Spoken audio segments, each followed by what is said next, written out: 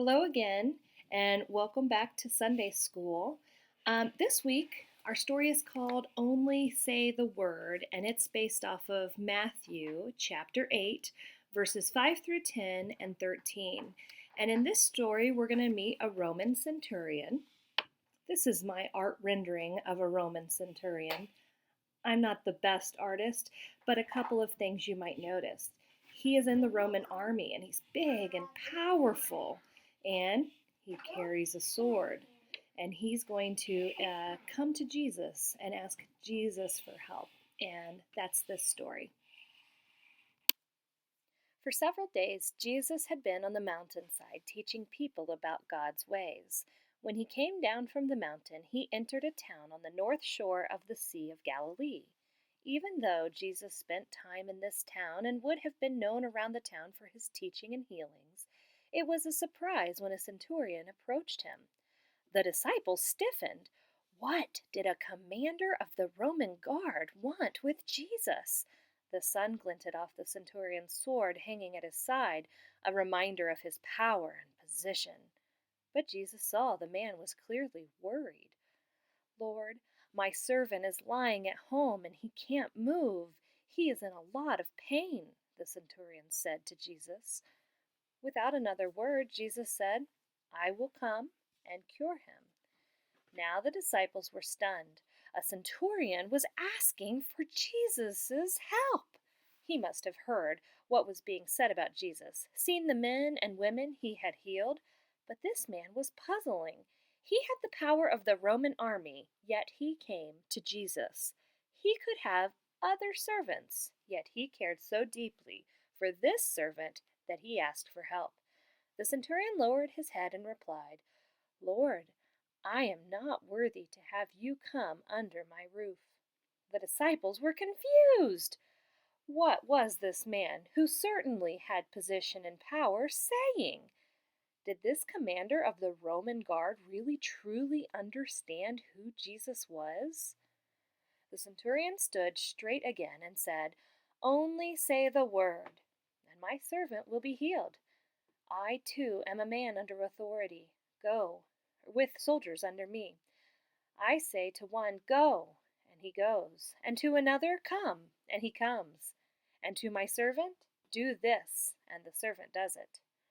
Jesus was amazed. This man recognized that Jesus was from God and had God's power and authority. Only say the word. Jesus thought to himself and smiled. Jesus turned to those around him and said, I've never seen this kind of faith in all I've met, and yet you are the very people who are supposed to know all about God and how God works. Then Jesus turned to the centurion. He wanted to embrace him, but he knew that would be too much for the soldier. So, with tenderness in his voice, Jesus said, What you believed could happen has happened. Go and see. At that moment, the centurion's servant became well. Wow, the amount of faith the centurion has in Jesus and the amount of trust he has to believe that his servant is healed without actually seeing it with his own eyes is remarkable. Would you believe the servant had been healed without being able to see it for yourself? I'd like to think that I would have that level of trust, but sometimes I need to see things with my own eyes to believe them. That's what our faith is all about, trusting and believing without always being able to see. It also reminds me a lot about what's going on in our world right now. I trust the adults and the leaders who make decisions to keep us safe without being able to see the final outcome of our current world situation.